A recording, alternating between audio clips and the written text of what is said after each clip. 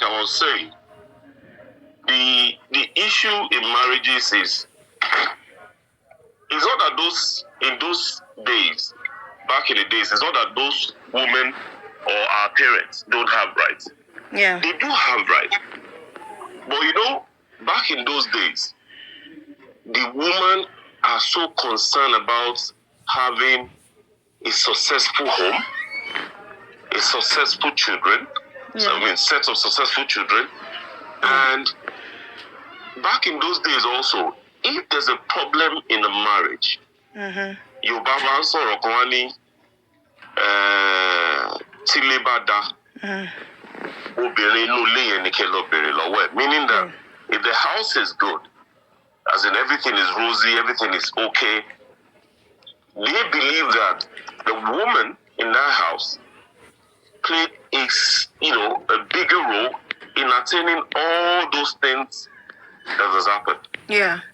But the modern day marriages or these illusions of woman having a right, and it's just like when you tell a child, you say,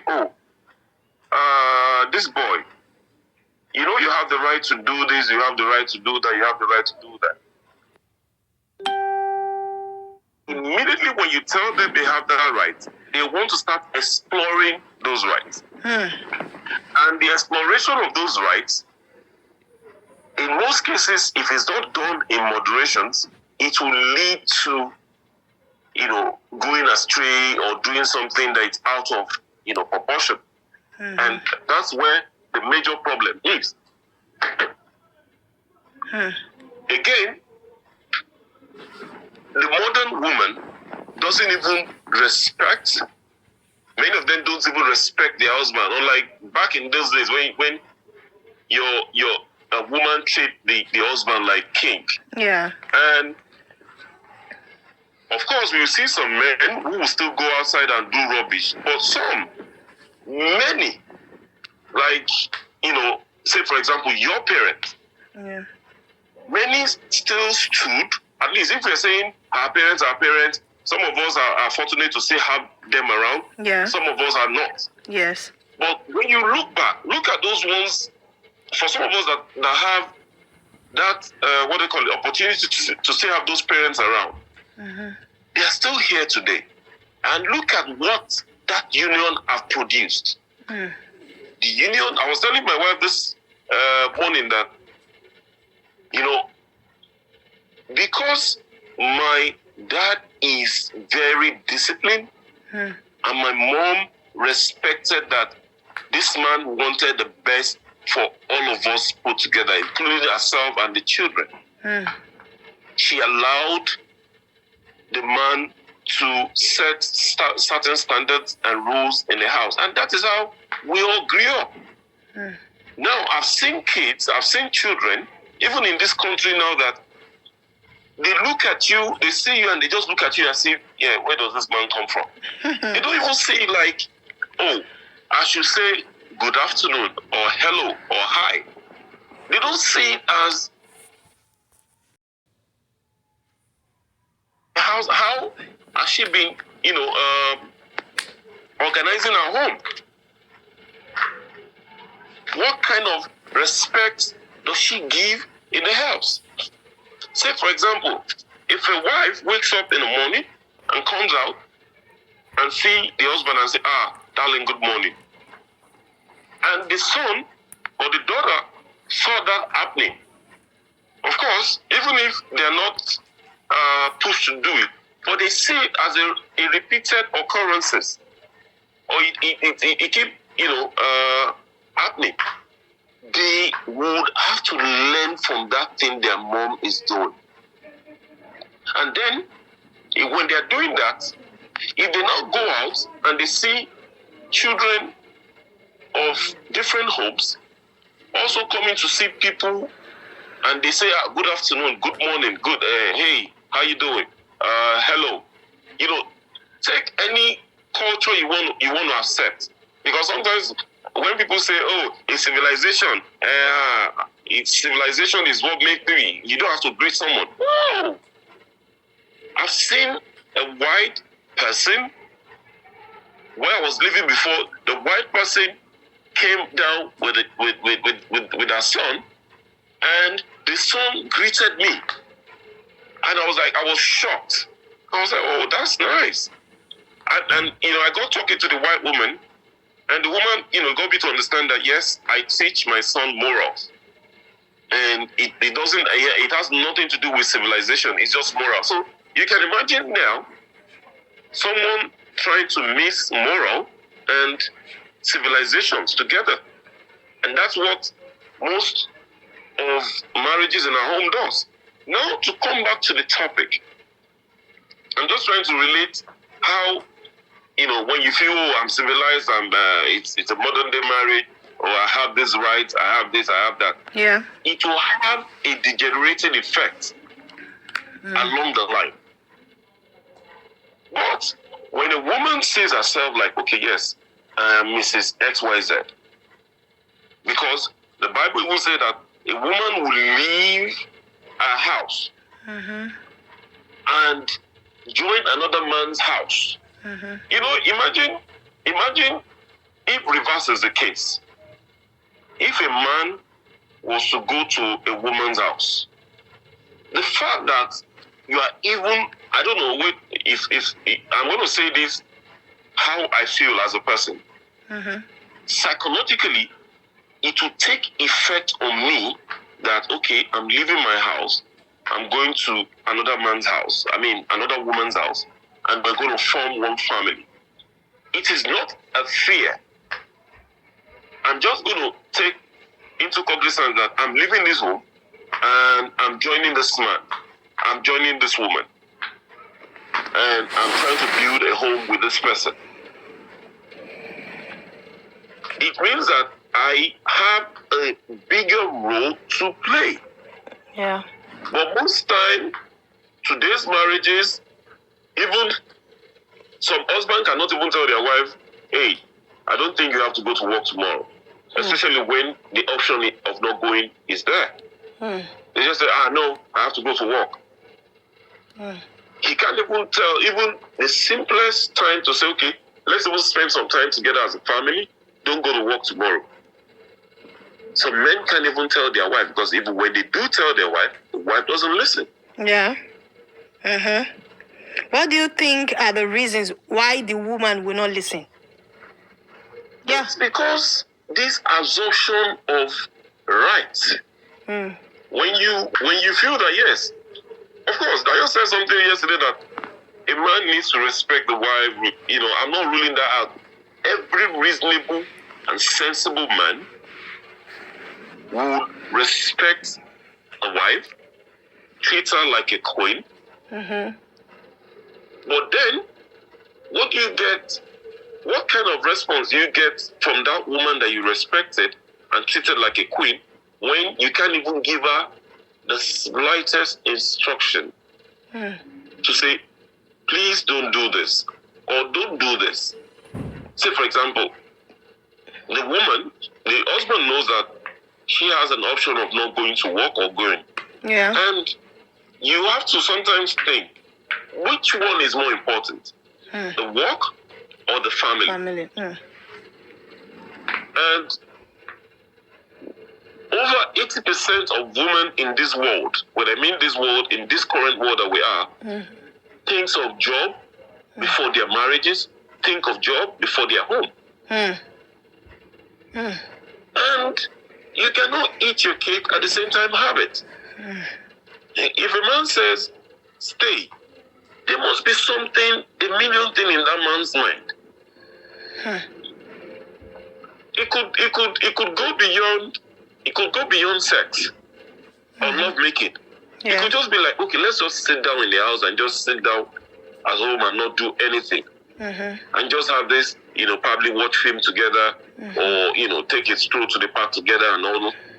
There are some things that are bigger than money. Yes.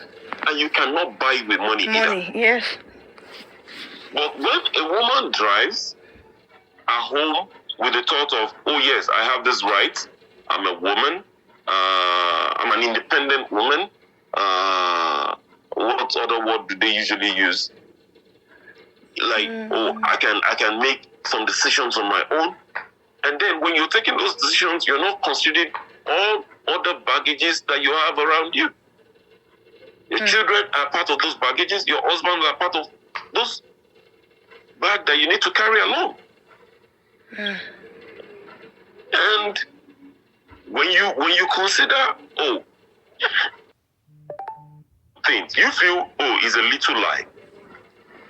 When you tell your husband, or a wife tell the husband, or the husband tell the wife, one small lie, if the lie is discovered, yes, it's going to stick to that man's head. It's going to stick to that woman's head. And if I'm contributing as a man now, if my wife tells me one small lie, and I get to know that, she lied, in my mind, on my own, I was like, okay, what has she lied about in the past? Or what's she going to lie about today? Or what's she going to lie about tomorrow? And little lie. Back in those days, what the woman didn't even talk about was the major thing that survived our parents was trust. Trust. Because, trust. No, we can say in the olden days, we're talking about olden days now, trust, they trust each other than this present generation. Yes. Because I've seen situations where, you are married, then you see, suddenly, one of your exes or one of your boyfriend, so they saw your profile on the internet, on the Facebook, on the WhatsApp, and the next thing, you start talking to that person. You start chatting with that person. The big question is, what kind of discussion or conversation can a married woman have with the ex? Okay, to your own opinion now, you can't have any conversation with your ex. If you're going to have the conversation, one, does your current husband know the ex? One. Two, the conversation, is it a public, general discussion, or is a cocky, personal discussion? There are two different things. If it's a cocky, private discussion, then I'm sorry, I don't know if I can use my local language, that they will say, Odibarambulebo. Meaning, the man in question probably remembers, one of their old antecedents in the past, and want to, revisited their past. But it is not left for the woman. It's the responsibility of the woman to now say, hey, our past is past. And of course, my husband is not going to be happy about, seeing you having this kind of private discussion with me. But many women does it under the influence of, okay, my husband will not know. Or, which is wrong. Okay, it's just a chat. But then, if it's just a chat, did you bring it to the knowledge of your husband? Yeah. And when I talk about being truthful, trust, that is still part of it.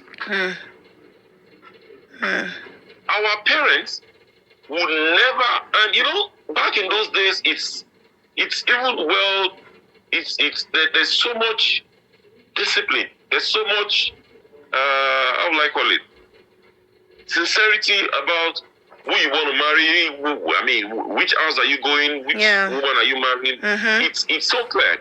Yeah. Because once the process begins, the woman is being watched by the entire village or the entire community, because they know that Tunji Tifefe woman, they know that already.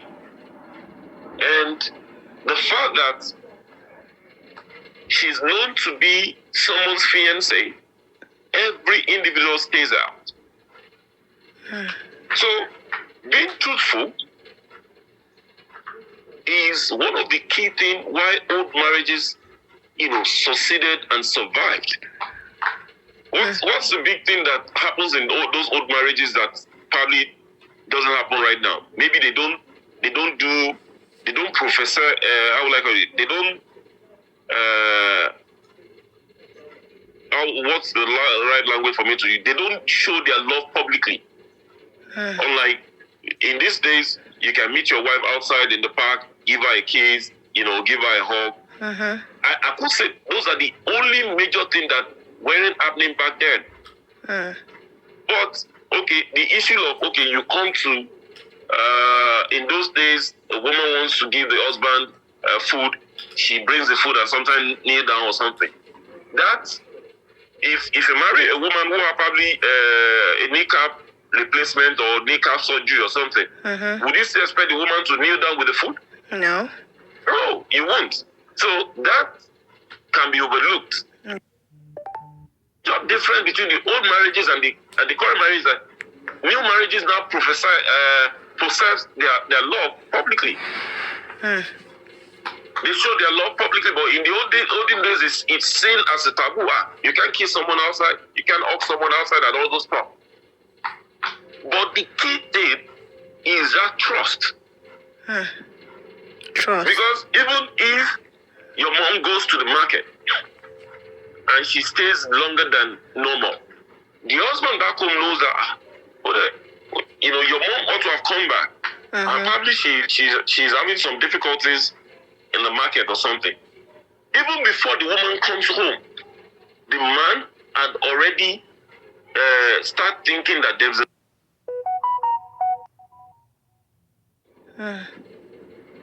he is never thinking that could she be doing something else, because he knows she can do it.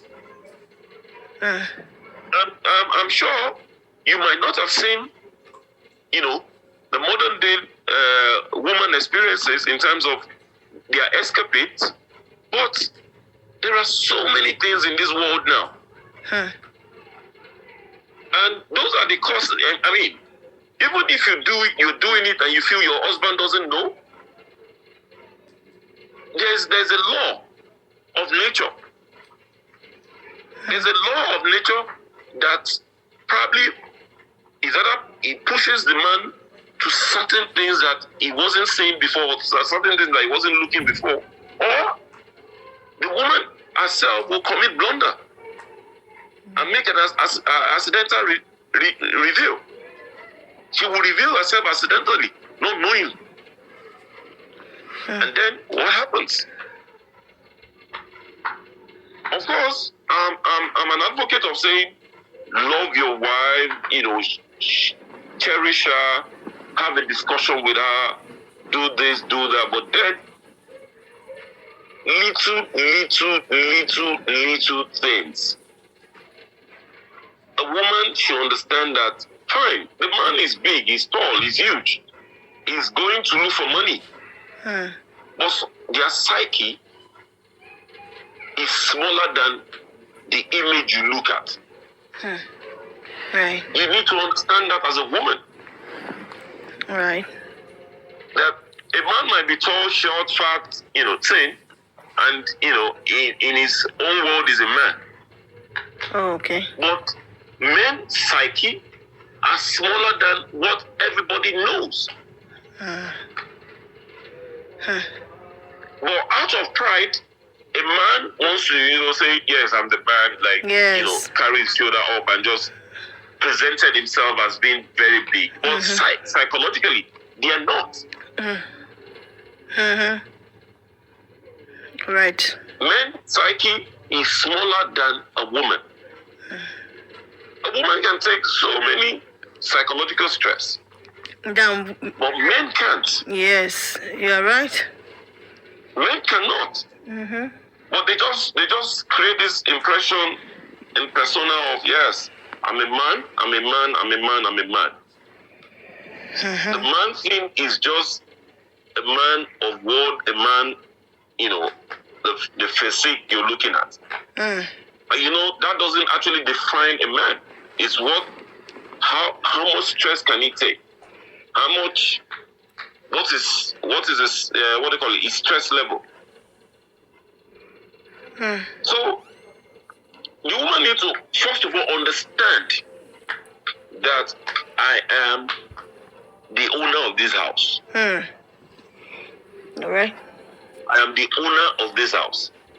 The woman first of all needs to understand that if this house succeeds, the success is for me. Yeah. A woman needs to understand that if this house fails, Yeah. the failure is on me. And of course, when you take those ownership, it affects every decision you're going to take, every position you're going to take going into the future. Yes. Say, for example, we think, money. Yes, there's need for money, but there's also need for a family time. Correct. There's also a need for you staying together like a family.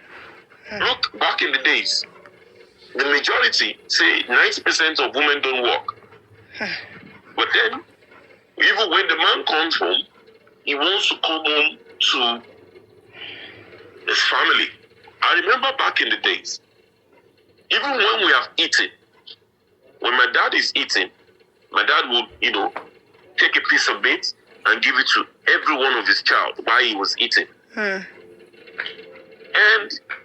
back in those days, you're not hungry for the food that your dad is eating. But you want to sit around him while he eats because he's going to give you a piece of meat. Meat, yes, correct.